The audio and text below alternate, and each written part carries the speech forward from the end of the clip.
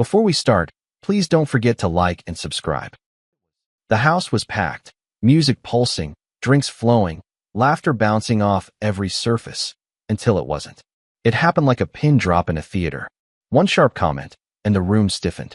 Vanessa, my wife of 6 years, dressed in a silk green blouse that shimmered under the kitchen lights, stood near the counter, surrounded by her friends. Wine glass in hand, one hip cocked, she looked right past me and said, "He tries to impress, but it just makes him look desperate." The laughter came fast, too fast. Half the people didn't even know what they were laughing at. The other half just smiled nervously, unsure if she meant it as a joke or a jab. I was 10 feet away, carrying out the last tray of grilled sliders I'd made from scratch. Her words didn't just hit, they echoed. I froze mid-step. My voice cut through the room. Calm, low, but sharp as a blade. If hospitality's weakness, maybe you should start paying rent. The room turned to stone. Vanessa blinked. "Excuse me." I stepped forward, set the tray down, and looked her in the eye. "You heard me. You want to mock me for trying? For actually giving a damn? Then maybe next time you can host. You know, buy food, clean, smile at guests without rolling your eyes." She scoffed. "Scott, you're being ridiculous." "No," I said. "You humiliated me in front of our friends." "Our friends?" she snorted. "Half these people are from my side. Don't act like you built this night alone." "All I'm saying," I snapped, "is that maybe next time you can keep the sarcasm to yourself instead of playing queen of the roast." From the corner, her best friend Allison spoke up quietly. "You went too far, V." Vanessa whipped around. "Allison, seriously?" But Allison just shook her head, sipping her drink. "It wasn't funny. It was mean." That hit her harder than anything I said. Her posture shifted, the smirk slipping for the first time all night. A guy near the stereo lowered the volume. Someone muttered something about calling an Uber. The crowd began to thin, like blood draining from a wound. Vanessa folded her arms. "So this is what you do now? Embarrass me in front of everyone?" I stared at her, jaw clenched. "You embarrassed yourself." I just stopped clapping. She laughed bitterly. "You can't handle one joke, Scott? Maybe that's the problem." "One joke," I repeated. "Try 6 years of jokes. Always at my expense." "You take shots," I shrug it off. "You make fun of my hobbies, my job, the way I talk to your friends, and I stay quiet. But not tonight." She leaned in, voice lower. "You really want to do this now?" I leaned in closer. "I think it's already happening." The room was practically empty now. Just Allison, a couple in the corner pretending not to listen, and the weight of everything we hadn't said for years. "I kill myself to make this home warm," I said, voice trembling slightly. "And you turn it cold with a single sentence. You didn't just take a shot at me, you mocked what I am." Vanessa blinked, her face unreadable. "If you're this sensitive, maybe parties aren't your thing." I stepped back, nodding slowly. "Maybe marriages aren't yours." She flinched. A real one. Like the words had finally found their mark. Allison looked between us. "I'm gonna help clean up." "No," I said quietly. "Let her enjoy the night. She thinks just showing up counts as hosting." Vanessa opened her mouth, but nothing came out. I turned and walked out to the patio, the cool San Diego breeze hitting my face like a slap of clarity. Behind me, the music was dead. The night was over. And maybe, so was the version of us I'd been trying to protect. The morning after felt like the end of a parade, glitter in the gutters, stale air, and silence that clung like a hangover. I came downstairs in bare feet and stepped on a crumpled Solo cup. It popped under me, hollow and cheap. The whole living room looked like a frat house after a storm. Half-eaten snacks, wine-streaked napkins, someone's shoe near the fireplace. The Bluetooth speakers still blinked blue, searching for a connection that didn't exist anymore. Vanessa was already on the couch, curled up in a throw blanket like she'd just finished a marathon. Her makeup from the night before had smudged slightly beneath her eyes, but she didn't look tired. Just unaffected. I stood there, taking it all in. "Morning," I said. She didn't look up. "Morning." I started gathering cups, moving methodically. Trash bag in one hand, slow movements. The smell of salsa gone bad wafted up from the coffee table. I said nothing for a while, just cleaned. Then, calm as I could manage, I asked, "Can you help with the kitchen?" That got her attention. Vanessa shifted, looked over the couch with a raised eyebrow. "Seriously?" "Yeah, seriously." She leaned her head back with a groan. "Scott, I hosted enough just by showing up. I stared at her. You showed up. I'm exhausted, she said flatly, like that was explanation enough. You didn't plan anything. You didn't shop. You didn't prep. You didn't even greet half the guests. I wore heels all night and smiled at strangers. That counts. I dropped the trash bag onto the hardwood. You humiliated me last night, Vanessa. You didn't host. You heckled. She stood now, crossing her arms. Oh my God, are we still on that? Yeah, I said, we are. I made a joke. People laughed. Get over it. They laughed because they were uncomfortable, because they didn't know how else to react. She narrowed her eyes. You're being dramatic. I let out a quiet breath, trying to keep my voice from rising. You mocked me in front of people I invited. You made me feel like a clown in my own home. She turned away, heading toward the stairs.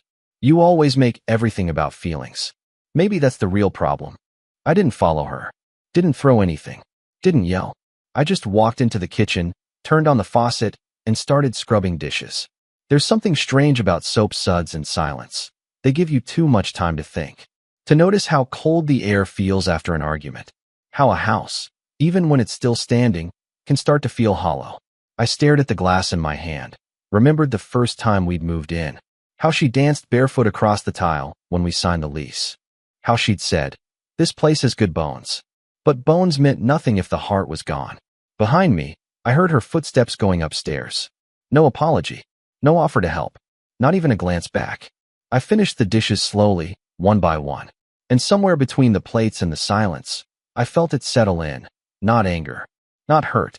Disappointment. Because I wasn't looking at a marriage anymore. I was looking at a mirror, reflecting everything we'd refused to confront. Vanessa hadn't just pulled away. She'd stopped seeing me entirely. By the time the sun dipped behind the eucalyptus trees lining our block, I knew what I was going to do. I pulled up the delivery app and scrolled through the usual noise: sushi, pizza, overpriced wraps. Then I saw it. Mama Darlene's Southern Kitchen. A place I hadn't ordered from in almost 2 years. Aunt Darlene used to say, food tells the truth when people won't. She was the one who'd taught me how to cook chicken right, not just cook it fast. Her cornbread could patch up a marriage, or at least make a man forget it was falling apart. But tonight, I didn't order for both of us. Just me. Fried chicken, mac and cheese, collard greens, cornbread, and a peach cobbler for dessert. Enough comfort to remind me of who I was before I became invisible in my own house. Vanessa walked in right as I was lighting a candle. Not for ambience. Just to cover the scent of bleach I'd used to clean the kitchen after she disappeared upstairs for hours. She paused when she saw the paper bags on the counter. Her eyes drifted toward the spread, slow and deliberate. That from Mama Darlene's? I didn't look up. Yeah. A beat of silence. Then, you didn't think to ask if I wanted anything? No. I said simply, unpacking the containers. Her tone sharpened. So we're doing separate meals now. I picked up a fork. I didn't realize we were still doing shared ones. Vanessa gave a short, joyless laugh. Didn't think you'd feed just one stomach. Thought that wasn't your style. I stabbed a piece of chicken and took a bite. Maybe my style's changing. She leaned against the counter, arms crossed. So this is a thing now? Punishment by peach cobbler? No, this is dinner. Her eyes flared slightly, but she caught herself. Controlled it. You know, she said, voice lighter now, almost mocking, this passive-aggressive streak you've got lately, it doesn't suit you. I kept chewing, eyes locked on the TV in the next room. You want to talk? She asked. Then talk. But don't sit there acting like you're some silent warrior. It's childish. Still, I didn't say anything. Because the truth was, I wasn't in the mood to perform anymore. Not the mature husband. Not the peacemaker. Not the doormat. I was tired. Tired of bending to keep the peace while she treated my presence like background noise. Tired of being the one to ask what's wrong when she knew exactly what was broken. Vanessa moved closer, probably expecting a rise out of me. You're sulking, Scott. I finally turned toward her. Not with anger. Just with a kind of tired honesty that didn't need to raise its voice. I'm eating. And ignoring me. I wiped my hands on a napkin, stood up, and met her eyes. No, Vanessa. I'm choosing not to play. She blinked. Play. The game. Where I apologize for things you said. Where I explain why I'm upset while you pretend not to know. Where I serve dinner and smile while you roll your eyes behind your wine glass. She didn't move. Didn't speak. So I sat back down and turned the volume up slightly on the TV. The room was quiet except for the sound of an old documentary playing. Something about lost ships and deep water. Felt appropriate. Vanessa stood there for another 30 seconds, then turned on her heel and left the room. I finished my meal, alone, in the same house we used to dream in. And for the first time, it didn't feel lonely. It felt like honesty. Sunday dinner at her brother's place was always a loud affair. Kids squealing, dishes clinking, someone yelling about football in the other room. I never looked forward to them, but I showed up. That's what I did. I showed up. Vanessa had her usual pre-dinner glow on, freshly blow-dried hair, soft pink lipstick, phone glued to her palm as we stepped into Michael's house. She barely said a word to me during the drive over, just scrolled and smirked like I wasn't even there. Michael and his wife, Jenna, greeted us at the door with the usual warmth. Jenna hugged me longer than she hugged Vanessa. That alone was new. Dinner was roast beef, garlic mash, cornbread, salad, straight comfort food. Everyone passed dishes and traded bits of conversation as we sat around the long oak table. I mostly listened, nodded, offered the occasional, "This is great, Jen," because it was. And then it happened. Vanessa had been quiet for most of the meal, scrolling between bites. But when her cousin Amber brought up the yoga retreat she'd just come back from, Vanessa leaned forward with a sly grin and said, "Scott's been taking midlife spa days. You know, eucalyptus towels, oat milk lattes, full-on zen. He's one facial away from a breakdown." The room fell quiet. Not dramatically, just awkward. Knives clinked gently against plates. No one laughed. Not even Amber, who usually laughed at anything. Michael cleared his throat. "Spa days, huh?" Vanessa chuckled again, looking around for someone to join in. "He's been really into self-care. Like, next level. It's cute." Still silence. I met her eyes across the table. My voice came out easy, even. "That's funny. I just figured it's easier to relax when the person across from you spends more time on Instagram than in actual conversations." A pause. Then the room exploded. Michael burst out laughing. Jenna let out a snort. Even Amber cracked a smile, shaking her head. The whole table was alive with it. Vanessa's smile froze. She tried to recover, smoothed her napkin, chuckled like she was in on the joke, but her eyes flicked sharply toward me, and her jaw clenched in that way I knew too well. Michael pointed a fork my way. "Finally, man. Thought you lost your edge." Jenna added, "I mean, he's not wrong. Some of your selfies are dangerously close to influencer status, V." That got another round of laughs. Vanessa blinked hard, lips twitching into a brittle smile. "Guess I should be grateful he's talking at all." I leaned back, took a slow sip of my water, and smiled. Only when it matters. The conversation drifted elsewhere after that, but her body language didn't lie. She stiffened, spoke less, picked at her food. Later, while Jenna served dessert in the kitchen, she whispered, "You okay?" I nodded. "Actually, yeah, I am." That was the shift. Right there in her brother's dining room, surrounded by the people she thought would always back her. She realized she couldn't spin the story anymore. Her jokes weren't landing. And mine had weight now. Monday night was quiet. Too quiet. The kind where the TV plays, but no one's really watching. Vanessa was curled up on the couch with a throw blanket, scrolling her phone like always, her thumb flicking endlessly, eyes glazed over. I stood by the front door, jacket in one hand, wallet and keys in the other. She looked up without lifting her head. "Where are you going?" "Out with Marcus," I said, zipping up slowly. He wanted to grab a drink. Said it's been too long. That was true. Marcus had been calling for weeks, checking in, trying to drag me out of the fog. Vanessa raised an eyebrow. "On a Monday?" "Yeah. Figured I could use a night to unwind." There was a pause. Her eyes flicked down to my shoes, then back up to my face. "Where exactly are you going?" "Club downtown," I said. "Marcus knows someone who runs it. No cover tonight." She snorted, an actual snort, then sat up straighter, setting her phone on her lap. "A club?" she said, her voice rising a notch. "At your age?" I tilted my head slightly. "What's that supposed to mean?" She laughed, the kind that wasn't really laughter. More like a knife wrapped in sound. "It means you've never liked clubs. You hate crowds. You go to bed at 10. What? Now you're chasing bottle service." I stayed still, calm, just breathing through it. "I'm going," I said again. "It's not a big deal." "It's a little desperate, Scott," she said, leaning forward now. "What? Are you hoping some 22-year-old is gonna flirt with you and make you feel young again? I didn't answer. Wow, she said, voice colder now. You really think this changes anything? Still, I said nothing. Just slipped on my jacket and reached for the door. That's it, she called out behind me. No comeback. No big speech. I paused, hand on the doorknob, then looked back once. You made enough speeches for both of us, I said. Then I walked out. The hallway outside our apartment was quiet, just the buzz of an old light overhead and the low hum of city traffic beyond the windows. I felt the tension peel off my shoulders the farther I walked.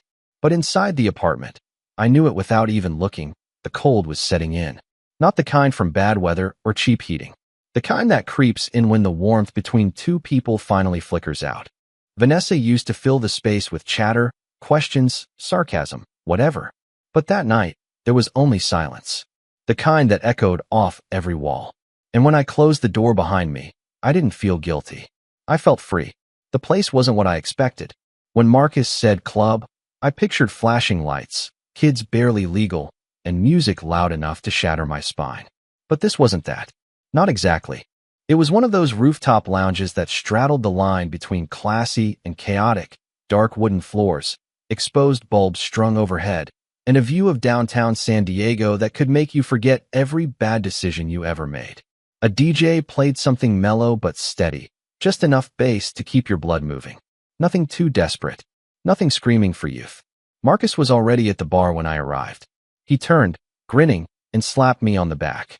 Well, look who finally crawled out of suburbia. I smirked. Figured I'd remind myself what oxygen feels like outside the apartment. He handed me a beer. You look better already. We claimed a spot near the corner, where the breeze from the open windows brushed past like a second drink. For the first time in weeks, I didn't feel heavy. My jaw wasn't clenched. My shoulders weren't tight.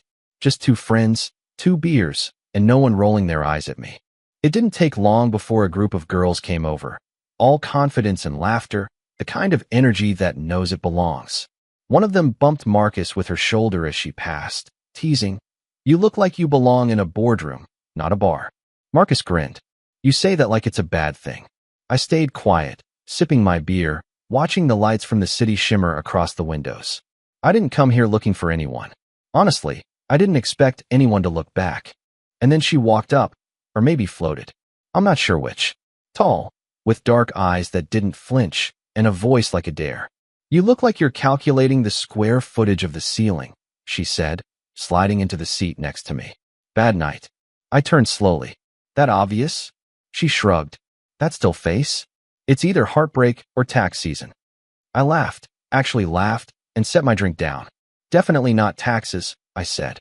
"But heartbreak? That's fair." She offered her hand. "Sierra." "Scott." "Nice to meet you, Scott. You look like you needed a good conversation. Or a better drink."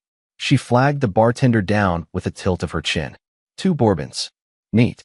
I raised an eyebrow. "You assume I like bourbon? I assume you need something honest." I couldn't argue with that.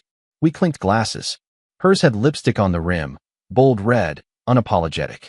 She didn't sip delicately like someone trying to impress. She drank like she knew who she was. We started talking. About nothing. About everything. She asked what I did, and when I said I was a graphic designer, she nodded like she already knew. "People who create things always end up married to someone who breaks them," she said. I blinked at that. "Too dark?" she added with a grin. "No," I said. "Too accurate." Then she told me about herself. She worked in marketing, hated meetings, loved thunderstorms. She spoke fast, laughed with her whole chest, and didn't ask the kind of questions that required resumes. Somewhere between the second drink and the third, I realized I hadn't checked my phone once. I wasn't thinking about Vanessa or the cold apartment waiting for me. I wasn't replaying last night's argument or last week's silence. I was here, present. Sierra tilted her head at one point and asked, "What's your story?" I paused. "You really want to know?" She smiled. "Only if you want to tell it." And for the first time in a long time, I did. Not all of it. Just enough. About a marriage that felt more like a game. About jokes that stopped being funny. About a woman who used to love me, maybe, and a man who wasn't sure when that stopped. She listened. No pity, no advice. Just listened. When the night began to thin out and people trickled toward the exits, Marcus caught my eye and gave me the look, the one that said, "You good?" I nodded. Sierra stood and handed me her number. "No pressure," she said, "but you're easier to talk to than most people I've met sober." I took the slip of paper. "Thanks for not asking me to dance." She grinned. That was mercy. We said goodbye. No kiss. No promises. Just a look, the kind that lingers. I walked out into the night with the sound of her laugh still echoing faintly in my ears. The city buzzed with life, the kind I thought I'd lost interest in. But something about her voice, her calm, untamed certainty, stayed with me. I wasn't chasing youth. I wasn't chasing revenge. I was chasing what it felt like to be seen. And for a few hours tonight, I had been. If you're still listening, please tap the like button on this video. It was past midnight when I walked back through the door. The hallway light was still on. That was the first sign. The second was the silence. Not the peaceful kind, but the kind that waited. The kind that had a heartbeat of its own. Vanessa stood in the living room, arms crossed over her chest, robe tied tight, hair up like she'd been pacing. Her face was already set in that half-smirk, half-snarl expression she wore when she thought she had the upper hand. She didn't say anything at first. Just watched me set my keys on the table. I kept my coat on. Didn't feel like getting comfortable. Then she finally spoke. "So that's what you do when I'm not enough?" I met her eyes calmly. No flinching. No guilt. "It's not about enough, Vanessa. It's about mutual respect." She let out a sharp, bitter laugh. "Oh, please. Don't throw philosophy at me like you've suddenly become enlightened. You went out drinking with your little buddy and flirted with God knows who, and now you're some dignified monk?" I shrugged. I had a conversation. I laughed. I breathed. "Oh, you breathe," she said with mock awe, stepping forward. "Should I thank this mystery woman for saving your life?" "No. But you should ask yourself why I had to go out to feel like one." Her eyes narrowed. "You're so dramatic lately. So sensitive.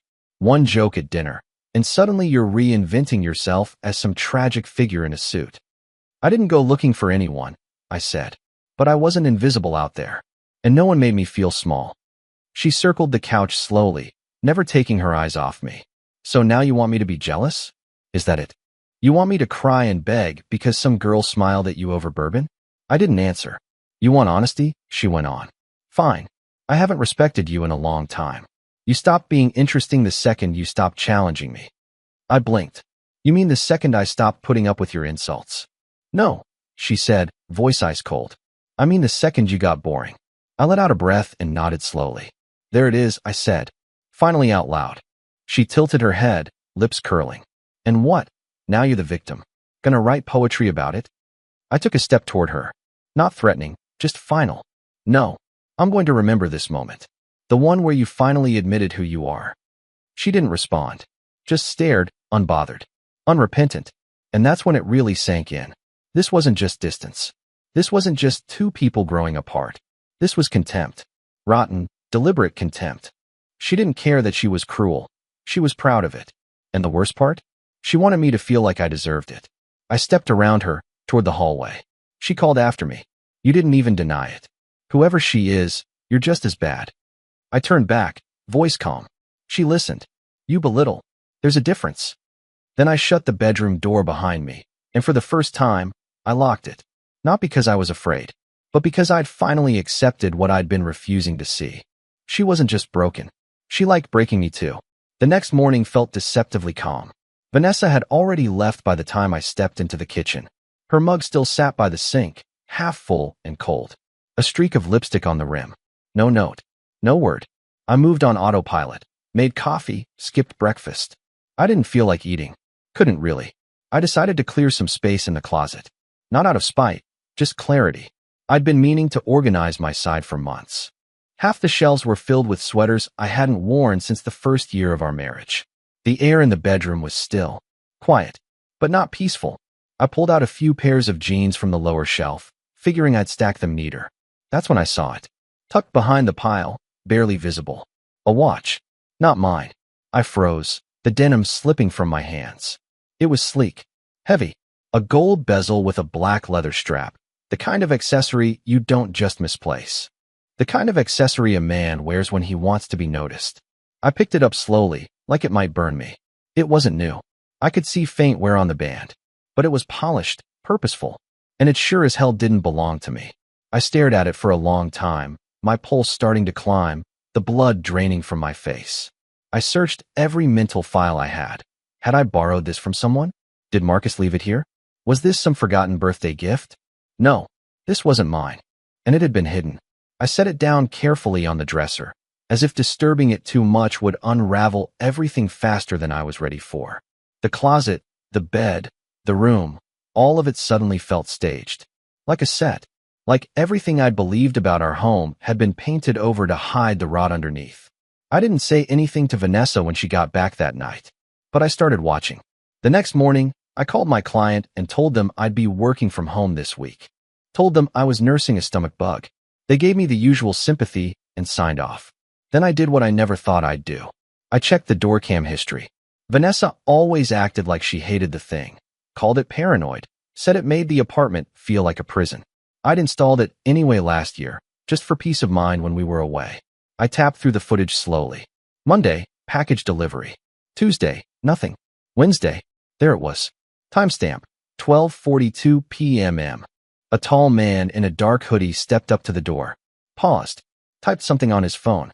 Then Vanessa opened the door, smiling. She barely glanced around. No nerves, no hesitation. Just waved him inside. My chest went tight. Thursday, same time, same guy. She let him in again. No rush, no pretense. Like he belonged there. I sat back on the edge of the bed, jaw locked, hands clenched. I hadn't confronted her. Not yet. Because now, it wasn't about catching her in a lie. It was about watching her live in it. I adjusted my schedule to stay sick the next few days. Kept the curtains drawn. Stayed silent when she left for work. And at exactly 12:41 p.m. on Friday, I watched from the small crack in the office blinds as the man appeared again, strolling toward the door like he'd done it 100 times. Vanessa had left it unlocked. She didn't even come to the door. He just walked in like it was his. I didn't make a sound. Didn't move. Didn't confront. I just sat there, letting the realization sink in slowly. A slow drip of ice water to the chest. This wasn't some emotional drift. This wasn't two people growing apart. This was betrayal with a schedule. The apartment was no longer home. It was a crime scene with good lighting. And I was done pretending it was anything less. I didn't storm out. I didn't scream. I didn't pack a bag or flip the table. That wasn't the kind of war I wanted. I wanted clarity. And I wanted control. So that night, I texted Sierra. Dinner still on the table? She replied within minutes. Only if there's bread on it too. We met at this bistro downtown. The kind with chalkboard menus and soft jazz humming through the walls. She wore a dark green dress this time, with gold earrings that caught the candlelight in just the right way. No performance, no masks, just presence. We talked. We laughed. We didn't rush. Midway through dinner, as she reached for her glass of wine, I took out my phone and snapped a photo. Just the table. 2 plates. Her hand in the corner, fingers touching the stem of her glass. No face. No caption. Just enough. I posted it to my story with the volume off and the audience wide open. I didn't check if she'd seen it. I didn't need to, because by the time I got home, the energy in the apartment had changed. The lights were on. Every single one. Like she needed brightness to defend herself. Vanessa stood in the middle of the living room, barefoot, pacing like a storm bottled in a robe. As soon as I shut the door behind me, her voice hit the air like a whip. Who is she? I didn't answer. Just hung up my jacket. Kicked off my shoes. Don't walk around like nothing happened, she snapped. You went out again? And posted it for everyone to see. I looked at her. Calm. Measured. I had dinner. She laughed, but there was no humor in it. Just panic wrapped in defiance. With who, Scott? Don't act coy. You knew what you were doing. You wanted me to see it. I stepped closer, but not too close. Yeah, I did. So you're proud of this now? You're flaunting some rebound fling like it makes you strong? I tilted my head. She's not a fling. That shut her up for a second. She folded her arms, but I could see her grip tightening, her throat flexing as she swallowed whatever curse she was holding back. So that's it. You cheat and act like it's growth? I looked her dead in the eye. She's who you'll be replaced with. The room fell flat. Still, like a breath before a punch. Her face, for the first time in months, cracked. Not just in anger. Not in smugness. But in shock. What? I took a step forward. I know everything, Vanessa. She didn't speak. The watch in the closet. The man walking into our home 3 times this week. The smile you saved for him. Her jaw trembled. I watched the footage. I saw how easy it was for him. How practiced you were. She tried to recover. It's not what you think. I held up my hand. Stop. Don't insult what little intelligence you think I have left. She stared at me, lips parting, then closing again like her thoughts were backing away from the cliff edge. You were distant, she whispered. You shut me out first. And you invited someone else in. She opened her mouth again. We were broken already. I cut her off. You didn't just let it fall apart. You smashed it and blamed the silence. Her shoulders sank, but she didn't cry. She didn't say sorry. Just stood there, finally stripped of every clever spin she'd rehearsed for months. I didn't scream. I didn't ask why. Because I already knew. She never wanted to fix us. She just wanted to win. And now? She'd lost. Vanessa never believed I'd actually follow through. She thought the storm would pass, that I'd cool down, come back to the negotiation table ready to talk like adults. Her words. But this wasn't a tantrum. This was clarity. And clarity moves fast. The house paperwork was already in my name before the wedding. My lawyer reminded me of that with a dry chuckle and a line I hadn't forgotten. If she walks out empty. So we filed. No drawn-out mess. No threats. She tried to stir drama in the beginning, sent long texts late at night, half confession, half performance. I didn't reply. Now here we were, 1 week before the court signed off. She stopped by the house that evening to talk logistics. That's how she phrased it in her text. I agreed only because it would be the last time. She stood in the living room like she used to own it, but now, every step she took echoed hollow off the walls. I was thinking, she began, shifting her weight from one heel to the other. Maybe we don't need to involve lawyers for the furniture. I mean, I picked most of it. You can take whatever you want, I said calmly, adjusting my watch. As long as you send a mover. Her brows lifted. Really? Really? She exhaled like that was the opening she needed. Okay. Well, what if we revisit alimony? I know your lawyer's pushing for 0, but we both know this house makes you look. I'm not staying late, I said, cutting her off. She blinked. What? I have a date. That hit her like a slap in slow motion. Her mouth opened. Nothing came out. I didn't wait for the reaction. I picked up my keys, walked right past her, and opened the door. Behind me, silence. No argument. No insult. Just her standing there, staring at the space where my loyalty used to live. And then I stepped out. This time, I didn't look back. It was a quiet Saturday morning, the kind where the world moved slow and on purpose. A gentle breeze came through the balcony door, carrying the smell of salt and distant jasmine. Sierra was still asleep, curled up in the sheets with one arm draped across my pillow. Peace had a weight to it. Light, steady, earned. I was stirring my coffee when Marcus called. He didn't even say hello. She's living in a hostel, he said, voice halfway between disbelief and amusement. I blinked. Vanessa? Yep. Shared bathroom. 2 roommates. The guy? The one she flipped your whole life for? Left her for a yoga instructor in her 20s. I leaned against the counter, sipping slowly. Figures. You don't sound surprised. I'm not. There was a pause. You want to gloat a little? I smiled. No need. Life's already doing that for me. Marcus chuckled. Guess that's what grace looks like. Guess so. After we hung up, I walked out to the balcony, phone in hand. I scrolled through photos from last weekend. Me and Sierra on a trail in Sedona, covered in red dust and laughing. She'd caught me mid-sneeze in one of them. Said it made me look authentically allergic to stress. I like that.